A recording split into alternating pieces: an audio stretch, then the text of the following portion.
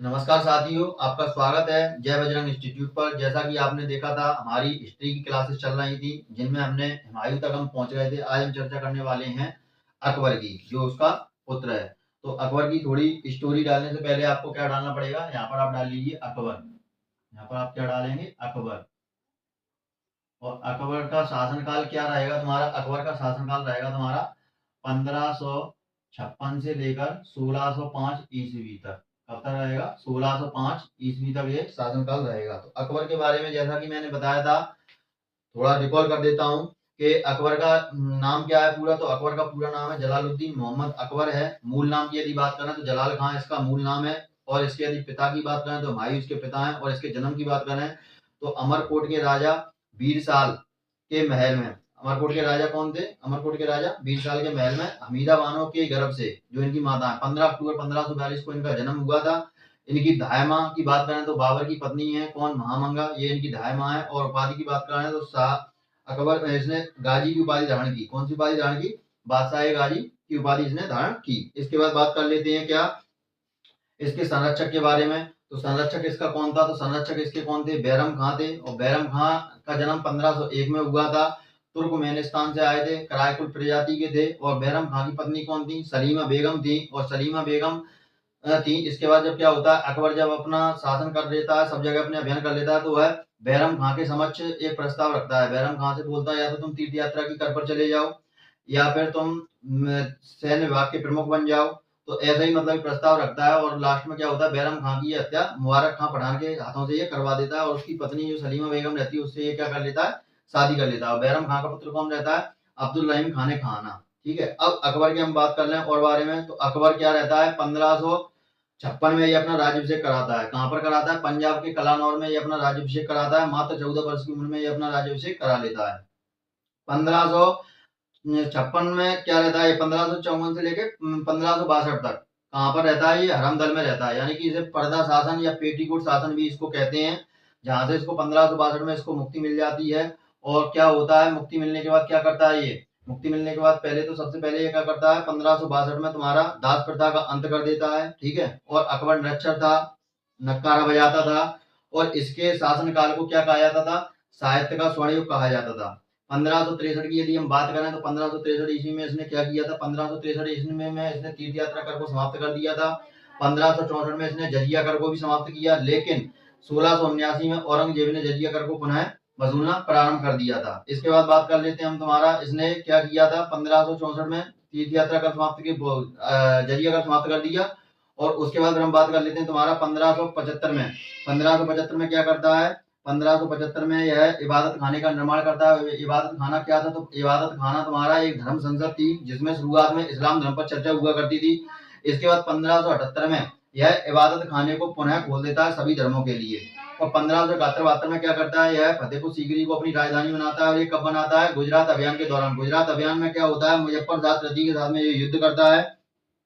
और वहां पर उस युद्ध में मुजफ्फर शाह तृतीय पराजित हो जाते हैं और अकबर यहाँ पर जीत जाता है। अकबर पहली बार यहाँ पर समुद्र देखता है और पहली बार ये पुर्तगालियों से मिलता है। और इसी के शासनकाल में ही ईस्ट इंडिया कंपनी की स्थापना होती है, जैसा कि हम आधुनिक भारत के इतिहास की हिस्ट्री में आगे जाकर पढ़ेंगे। इसके बाद क्या किया इसने, 1572 में ही तुम्हारा क्या करता है, 1576 में क्या करता है, फतेहपुर सीकरी में बुलंद शहर का, बुलंद दरवाजे का निर्माण करवाता है, जो कि फतेहपुर सीकरी का क्या कहा जाता है, प्रवेश द्वार कहा जाता है। इसके बाद हम देखते हैं यह क्या करता है, इलाही संबत का दीन इलाही चलाता है और इलाही संबत की शुरुआत करता है।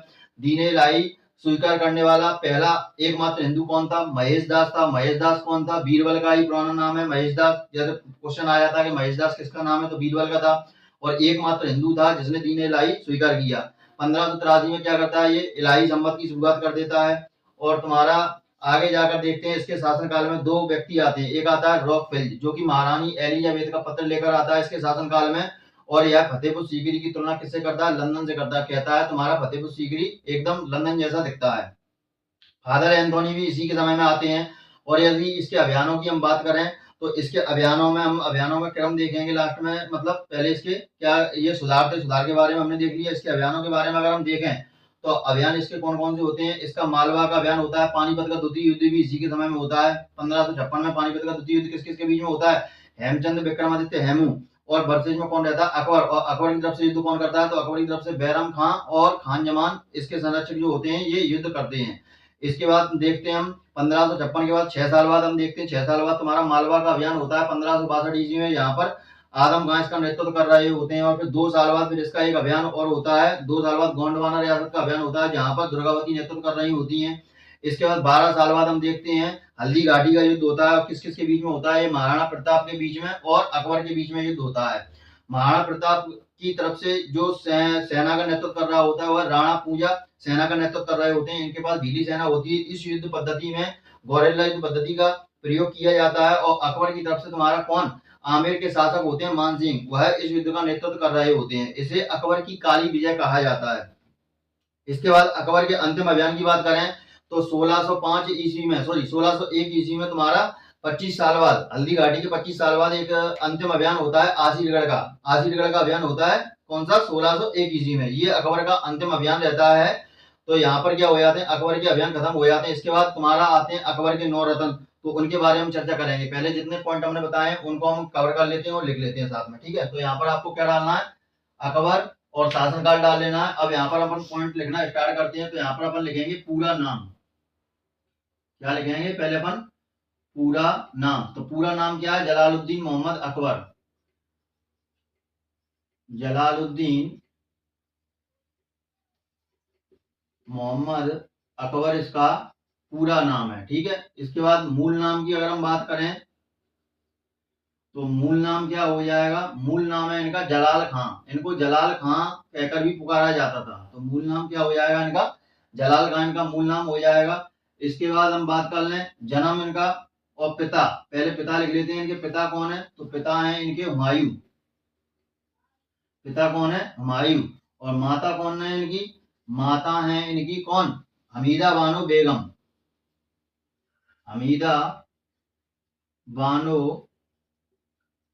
बेगम। और धायमा की अगर हम बात कर लें, धायमा यानी कि दादी। दादी कौन है इनकी, तो दादी इनकी तुम्हारी हो जाएंगी बाबर की पत्नी महाम अंगा। कौन है, धायमा महाम अंगा। और महाम अंगा कौन है, तो बाबर की पत्नी। यहां पर आप लिख सकते हैं कोष्टक में बाबर की पत्नी। इसके बाद बात कर लेते हैं हम इनकी जन्म की। जन्म कब हुआ, तो 15 अक्टूबर 1542 में। और जैसा कि आपने पीछे देखा था हुमायूं के अभियान में, हुमायूं ने क्या किया था, शेर खान से बचने के लिए कहां पहुंच गया था, अमरकोट के राजा 20 साल के यहाँ। और वहीं पर 15 अक्टूबर 1542 को अमरकोट के राजा 20 साल के महल में हमीदा बानो के बेगम के गर्भ से अकबर खान का जन्म होता है। तो यहाँ पर अपन क्या लिखेंगे, जन्म 15 अक्टूबर 1542 को अमरकोट के राजा, अमरकोट के राजा 20 साल के यहाँ, ठीक है। यहाँ पर ये लिख दिया, ठीक है। माता अपन ने ऊपर लिखी थी इसलिए पूरा सेंटेंस लिखने की कोई आवश्यकता नहीं। इसके बाद बात कर लेते हैं इनके संरक्षक के बारे में। संरक्षक इनके कौन थे, तो संरक्षक थे इनके कौन, बैरम खां। कौन थे इनके संरक्षक या वजीर, संरक्षक या वजीर कौन थे इनके, बैरम खां थे। और बैरम खां के विषय में थोड़े अगर फैक्ट जाने तो बैरम खां का जन्म यदि हम बात करें तो इनका जन्म हुआ था 1601 ईस्वी में। कब हुआ था, 1601 ईस्वी में हुआ था। और ये कहाँ के थे, ये तुर्कमेनिस्तान के थे। कहाँ के थे, तुर्कमेनिस्तान के। तो यहाँ पर अपन लिखेंगे तुर्कमेनिस्तान, तुर्कमेनिस्तान, ठीक है, तुर्कमेनिस्तान के थे। और यदि हम बात कर लें ये कौन सी प्रजाति के थे, तो करायकुल प्रजाति के थे। कौन सी प्रजाति के थे, प्रजाति थी इनकी करायकुल प्रजाति। करायकुल प्रजाति के ये थे, ठीक है। इसके बाद हम इनकी पत्नी की यदि हम बात कर लें, इनकी पत्नी कौन थी, पत्नी इनकी थी सलीमा बेगम। पत्नी थी इनकी कौन, सलीमा बेगम इनकी पत्नी रहती हैं। और पुत्र की यदि बात करें तो पुत्र था इनका अब्दुल रहीम खाने खाना। पुत्र कौन, अब्दुल रहीम खाने खाना। अब्दुल रहीम खाने खाना इनका पुत्र रहता है। और बाद में क्या होता है, बैरम खां के सामने प्रस्ताव रखे जाते हैं, या तो तीर्थ यात्रा पर चले जाओ मक्का की पर, या फिर सेना का प्रमुख बन जाओ, या गुप्तचर विभाग का प्रमुख बन जाओ। और इसके बाद क्या होता है, ये चले जाते हैं कहाँ, तीर्थ यात्रा पर चले जाते हैं, मक्का की तीर्थ यात्रा पर। और वहां पर क्या होता है, इनकी 1561 ईस्वी में क्या होता है, एक मुबारक खां पठान होता है, उसके द्वारा इनकी हत्या करवा दी जाती है। फिर इसके बाद इनकी पत्नी बचती है सलीमा बेगम, और सलीमा बेगम विधवा हो जाती है। विधवा सलीमा बेगम से अकबर क्या कर लेता है, निकाह कर लेता है। तो ये सारे के सारे पॉइंट यदि आपको लिखना है तो आप लिख सकते हैं, जानकारी के लिए मैंने आपको बता दिया है। बात बाकी आगे हम यहाँ पर क्या कवर करेंगे, अकबर के पॉइंट और देख लेते हैं। तो यहाँ पर क्या देखते हैं, अब इसका देखते हैं राज्याभिषेक। राज्याभिषेक, राज्याभिषेक इसका कब होता है, तो इसका राज्याभिषेक होता है 1556 में। कब होता है, 1556 में जब इसका राज्याभिषेक हुआ। तो इसकी उम्र कितनी है, मात्र 14 साल। यहाँ पर आप देख सकते हैं 1542 में इसका जन्म हुआ। 1542 में अपन 1556 अगर निकालेंगे तो कितना आएगा, 14 साल। तो 1556 में 14 साल की उम्र में या 14 वर्ष की उम्र में कहाँ हुआ था इसका राज्याभिषेक, तो पंजाब के कलानौर में। कहाँ हुआ था, पंजाब के कलानौर में। ठीक है, इसके बाद बात कर लेते हैं, अकबर जब 14 साल का था तो बेचारा बच्चा था, तो इसको क्या रखा गया था, पेटीकोट शासन यानी कि पर्दा शासन में रखा गया था। क्या लिखेंगे यहाँ पर, पर्दा शासन, पर्दा शासन, हरमदल या पेटीकोट शासन, या पेटीकोट शासन। कब तक रहा ये, तो यहाँ पर ये रहा था तुम्हारा 1556 से लेके 1562 तक। 1556 से लेके 1562 तक हरमदल में रहा था। अकबर निरक्षर था, नक्कारा बजाता था, और इसके शासनकाल को क्या कहा जाता था, इसके शासनकाल को साहित्य का स्वर्ण युग कहा जाता था। 14 साल की उम्र में जब इसका राज्याभिषेक हुआ तो इसकी जो प्रजा थी वह इसको राजा मानने से इनकार कर रही थी, मतलब कोई खौफ नहीं था। तो क्या हुआ था, पर्दा शासन में मतलब ये था कि एक तरफ पर्दा लगा रहता था, एक तरफ अकबर रहता था। और इसने क्या किया था, एक आदमी का गला काट दिया था, किसने, बैरम खान ने, और कह दिया था इस सिर को पकड़ो और प्रजा के सामने लेकर जाओ, जिससे प्रजा का तुम्हारे अंदर खौफ रहेगा और प्रजा तुमको अपना राजा अच्छे से स्वीकारेगी। तो बैरम खान क्या करता है, इसको गला काट कर दे देता है, लेकिन अकबर का मुंह पर्दे के पीछे कर देता है, क्योंकि बच्चा था, कहीं डर ना जाए। तो जब अकबर उस आदमी की गर्दन लेकर दरबार में जाते हैं तो वहां पर क्या होता है, प्रजा डर जाती है, बोलती है कि अकबर वास्तव में ही बहुत शक्तिशाली है, इसने 14 साल की उम्र में आदमी का गला कट डाला है। तो इस तरीके से क्या था, ये पर्दा शासन में था। अब यहाँ पर लिखेंगे क्या, अकबर नक्कारा था, वो निरक्षर था। अकबर निरक्षर यानी कि अनपढ़। क्वेश्चन आता है कि एकमात्र सल्तनत मुगल शासक में कौन सा शासक था जो अनपढ़ था, तो यही था अकबर। तो अकबर क्या था, अकबर निरक्षर था और नक्कारा बजाता था, नक्कारा बजाता था। ठीक है, अकबर निरक्षर था, नक्कारा बजाता था। इसके शासनकाल को, और इसके शासनकाल को, इसका शासनकाल कब से कब तक है, 1556 से लेकर 1605, क्योंकि 1556 में ये क्या था, पेटीकोट पर्दा शासन में था, और 1562 में इसको मुक्ति मिल जाती है। और उसके बाद क्या होता है, साहित्य का निर्माण, यानी कि ये नए नए साहित्य लिखवाता है। तो इसके शासनकाल को साहित्य का स्वर्ण युग कहा जाता है। क्या कहा जाता है, साहित्य कला का, साहित्य कला का स्वर्ण युग कहा जाता है। साहित्य कला का इसका क्या कहा जाता है, स्वर्ण युग कहा जाता है। अब ऊपर से थोड़ा मैं पॉइंट मिटा रहा हूं, जब तक आप इसका स्क्रीनशॉट ले सकते हैं आराम से, साइड में ही हूं। अब देखिए ऊपर का मिटा रहा हूं। अब यहाँ पर आप देखेंगे क्या होता है। अब यहाँ पर देखिए साहित्य कला का स्वर्ण युग कहा जाता है, यहां तक हो गया। अब यहाँ पर हम क्या लिखेंगे, अकबर के सुधार।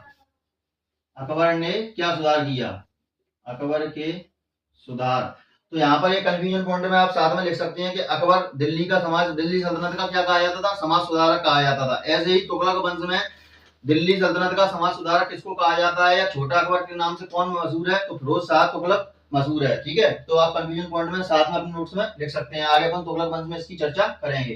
तो अकबर के सुधार में अपन पहले क्या लिखेंगे, सबसे पहला पॉइंट यहाँ पर अपन लिखेंगे क्या, 1562 में, 1562 में हरमदल से मुक्ति, हरमदल से मुक्ति, और दास प्रथा का अंत। और क्या किया इसने, दास प्रथा का अंत कर दिया भाई साहब ने। ठीक है, इसके बाद क्या हुआ, 1563 ईस्वी में यदि हम बात करें, 1563 ईस्वी में, यदि मैं ईस्वी ना लिख पाऊं तो आप साथ में लिखते चलना। ठीक है, 1563 ईस्वी में इन्होंने क्या किया, तो 1563 ईस्वी में तीर्थ यात्रा कर, तीर्थ यात्रा कर समाप्त कर दिया, तीर्थ यात्रा कर समाप्त। ठीक है, इसके बाद फिर 1564 में इन्होंने क्या किया, तो 1564 ईस्वी में इन्होंने क्या किया, जजिया कर समाप्त किया। और जजिया कर क्या था, गैर मुस्लिमों से वसूला जाने वाला कर था, जो कि कौन वसूलता था, सबसे पहले किसने वसूला था, तो सबसे पहले मोहम्मद बिन कासिम ने वसूला था। ठीक है, तो इसके बाद क्या हुआ था यहाँ पर, जजिया कर, तो 1564 में जजिया कर समाप्त किया इसने, जजिया कर समाप्त किया। लेकिन 1679 में किसने वसूला, औरंगजेब ने वसूला। आपको ये दिमाग में रखना पॉइंट। इसके बाद फिर हम देखते हैं यहाँ पर क्या होता है, 1564 के बाद यहाँ पर हम देखेंगे 1565, 1565 में तुम्हारा क्या होगा, सॉरी 1564 के बाद आप लिखिए यहाँ पर कितना, 1564 के बाद यहाँ पर आप लिखेंगे कितना, यहाँ पर आपको लिखना है 1571, 1571 और 72 में, 1571 और 72 में क्या करता है ये, 1571 72 में तुम्हारा फतेहपुर सीकरी में, फतेहपुर सीकरी को क्या बनाता है, ये राजधानी बनाता है। क्या बनाता है, फतेहपुर सीकरी को राजधानी बनाता है।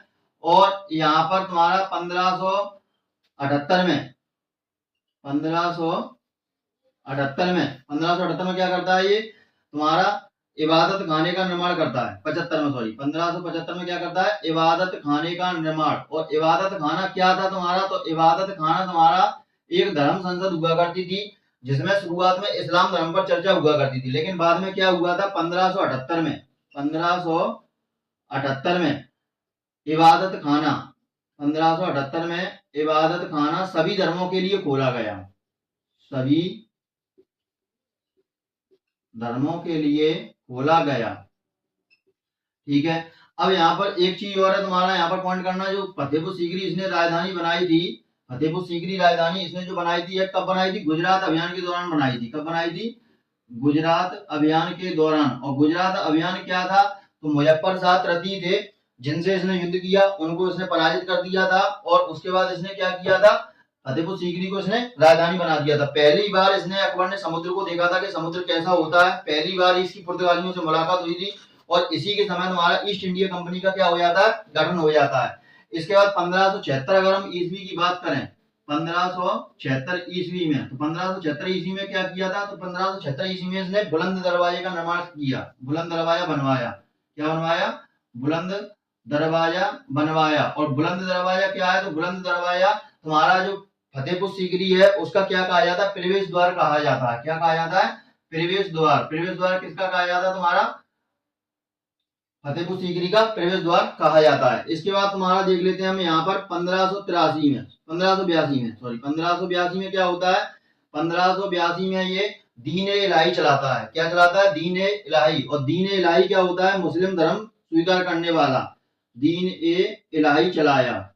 1582 में क्या चलाया इसने, दीन ए इलाही चलाया। और दीन ए इलाही स्वीकार करने वाला एकमात्र हिंदू, स्वीकार करने वाला एकमात्र हिंदू कौन था, तो एकमात्र हिंदू था आपका महेश दास। और महेश दास कौन है, तो महेश दास भाई बीरबल हैं, बीरबल का नाम है महेश दास। क्वेश्चन पूछ लिया जाता है कि महेश दास किसका नाम है, तो वो कौन है, बीरबल है। तो एकमात्र ये हिंदू थे। इन्होंने क्या किया था, इन्होंने तुम्हारा क्या स्वीकारा था, दीन इलाही स्वीकारा था। इसके बाद अगर हम दीन इलाही के पुरोहित की बात कर लें, पुरोहित, तो दीन इलाही का क्वेश्चन बनता है कि दीन इलाही का पुरोहित कौन है। तो दीन इलाही का पुरोहित आपका, यदि ऑप्शन में अकबर आता है तो आपको अकबर लगाना है, वरना आपका क्या माना जाएगा, अब्दुल रहीम खाने खाना। क्या माना जाएगा, अब्दुल रहीम खाने खाना, खाने खाना। या आपका क्या कर सकते हैं, अकबर। यदि ऑप्शन में अकबर आए तो आपको अकबर लगाना है। इसके बाद देख लेते हैं 1583 ईस्वी में, कब, 1583 ईस्वी में, 1583 ईस्वी में इसने क्या किया था, इलाही संवत की शुरुआत की। क्या किया, इलाही संवत की शुरुआत, इलाही संवत की शुरुआत इसने कब की, 1583 में की। ठीक है, और दीन इलाही तुम्हारा कब हुआ, 1582 में हुआ। और दीन इलाही क्या हुआ करता था, दीन इलाही तुम्हारा विभिन्न धर्मों की वार्ता का संग्रह हुआ करता था, नैतिक वार्ता यहाँ पर हुआ करती थी। ठीक है, इसके बाद बात कर लेते हैं, इसके समय में दो यात्री आए थे। कौन कौन से दो यात्री थे तुम्हारे, पहला तुम्हारा आया तुम्हारा रॉकफेल्ज। कौन है तुम्हारा, रॉकफेल्ज। और रॉकफेल्ज कौन था, तो रॉकफेल्ज एक पुर्तगाली था जो महारानी एलिजाबेथ का पत्र लेकर आया था। ठीक है, तो यहाँ पर अपन क्या लिखेंगे, रॉकफेल्ज महारानी एलिजाबेथ का पत्र लेकर आया था। महारानी एलिजाबेथ का पत्र लेकर आया था। ठीक है, इसने फतेहपुर सीकरी को, इसने क्या कहा, फतेहपुर सीकरी को, सीकरी की लंदन से तुलना की। मतलब ये कहता था कि तुम्हारा जो फतेहपुर सीकरी है वह लंदन की तरह लगता है, तो इसने फतेहपुर सीकरी की लंदन से तुलना की। ठीक है, इसके बाद हम देख लेते हैं क्या, तो इसके बाद हम थोड़ा इधर लिख लेते हैं। इसके बाद क्या होता है, फतेहपुर सीकरी की इसने तुलना की, और रॉक फेल के बाद आता है तुम्हारा फादर एंथोनी। फादर एंथोनी भी इसी के शासनकाल में आया। ठीक है, इसी के शासनकाल में आया। ठीक है, इसके बाद ये तुम्हारा हो गया कहां तक, इसके क्या होगा, सुधार। अब हम चर्चा कर लेते हैं इसके अभियान के बारे में। तो यहां पर मैं इसको साफ करूंगा, फिर हम लिखेंगे इसके अभियान। इसके अभियान के बारे में अपन चर्चा करेंगे। तो जिस तरीके से मैं आपको नोट्स बनवाता चल रहा हूं उसी तरीके से आपको यहाँ पर कवर करते चलना है। तो यहाँ पर अब लिखेंगे अपन क्या, इसके अभियान। यहाँ पर आपको डाल लेना है अभियान। तो अभियान में सबसे पहले आपको क्या लिखना है, तो अभियान में इसके समय में क्या हुआ था, पानीपत का द्वितीय युद्ध हुआ था। क्या लिखेंगे, पानीपत का द्वितीय युद्ध। और पानीपत का द्वितीय युद्ध किस किस के बीच में हुआ था, तो पानीपत का आपका द्वितीय युद्ध हुआ था किसके साथ में, हेमचंद्र विक्रमादित्य, जिनको हेमू भी कहा जाता है, हेमचंद्र विक्रमादित्य। और वर्सेज में कौन था, तो वर्सेज में तुम्हारा अकबर की तरफ से कौन लड़ रहा था, बैरम खान लड़ रहे थे और खान जमान लड़ रहे थे। बैरम खान और प्लस खान जमान, खान जमान। और ये दोनों ही कौन थे, अकबर के प्रतिनिधि थे। ठीक है, ये अकबर के संरक्षक थे। ये तो संरक्षक वजीर था, और खान जमान इसकी तरफ से क्या लड़ रहा था, युद्ध लड़ रहा था। और इस युद्ध में क्या होता है, ये जीत जाते हैं और ये हार जाता है। अब हेमचंद्र विक्रमादित्य के बारे में यदि बात करें तो यह बीदर के शासक आदिल शाह के यहाँ पर प्रधानमंत्री के तौर पर काम किया करते थे। और शुरुआत में यह क्या करते थे, मेवाड़ की सड़कों पर यहाँ क्या करते थे, ये नमक बेचा करते थे। लेकिन ये वैश्य जाति के थे, इनकी योग्यता से खुश होकर आदिल शाह ने इनको अपना क्या बना लिया था, प्रधानमंत्री बना लिया था। इसके बाद क्या होता है, इनका ये युद्ध हो गया। फिर इसके बाद इनका दूसरे युद्ध की यदि हम बात करें तो यहाँ पर ये कब हुआ तुम्हारा, ये हुआ तुम्हारा 5 नवंबर। कब हुआ था ये, 5 नवंबर 1556 में। ठीक है, 5 नवंबर 1556 को होता है तुम्हारा पानीपत का द्वितीय युद्ध। ठीक है, इसके बाद फिर होता है तुम्हारा 6 साल बाद, 6 साल बाद यानी कि 1562 में, 1562 ईस्वी में। 1562 ईस्वी में कौन सा युद्ध होता है तुम्हारा, तो 1562 ईस्वी में इनका होता है मालवा अभियान। कौन सा होता है, मालवा अभियान। और मालवा अभियान का नेतृत्व कौन कर रहा होता है, आदम खान। नेतृत्व आदम खान ने किया। जो मालवा में अभियान हुआ था तो नेतृत्व किसने किया, आदम खान ने किया। और वर्सेज में कौन था, अकबर था। इसके बाद फिर तुम्हारे चलते हैं 2 साल बाद यानी कि 1564 में, 1564 में गोंडवाना रियासत का अभियान था, गोंडवाना रियासत का अभियान। और इसका नेतृत्व किसने किया था, यहाँ पर नेतृत्व कर रही थी रानी दुर्गावती।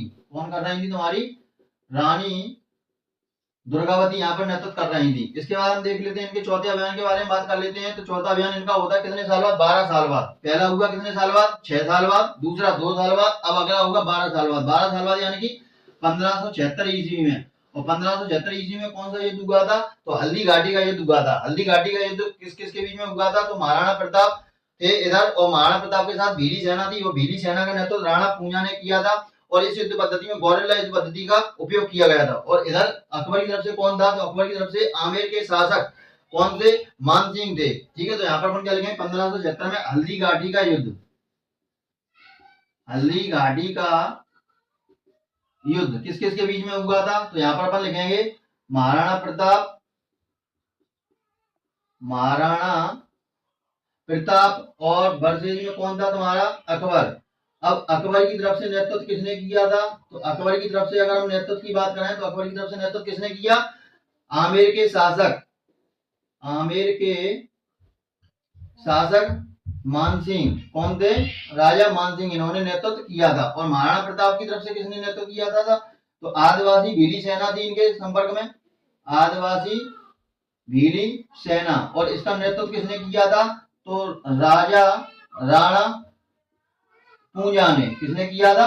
राणा पूजा ने किया था। और इसमें क्या था? गौरेला युद्ध पद्धति अपनाई गई थी। कौन सी पद्धति अपनाई गई थी? गौरेला युद्ध पद्धति। हो गौरेला युद्ध पद्धति क्या थी? गौरेला युद्ध पद्धति यानी कि पहाड़ों में ये युद्ध किया करते थे और शिकार को जैसे ही कैप्चर किया, पकड़ा और उसको मारकर फिर पहाड़ियों में गायब। इसे क्या कहते थे हम? गौरेला युद्ध पद्धति कहते थे। अब इसको क्या कहा जाता था? अकबर की काली विजय के नाम से भी जाना जाता है। तो यहाँ पर अपन क्या लिखेंगे? अकबर की काली विजय।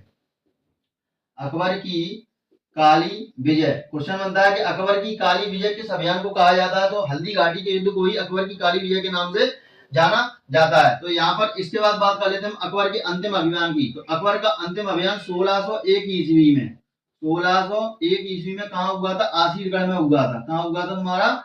आसीरगढ़ में हुआ था। तो ये तुम्हारा क्या था? अकबर का अंतिम अभियान था। तो ये अकबर के अंतिम अभियान थे जो कि मैंने सीक्वेंस बताए थे। अब इसके बाद चर्चा करेंगे हम क्या? अकबर के 9 रत्नों के बारे में। तो उसको भी हम ट्रिक से कराएंगे।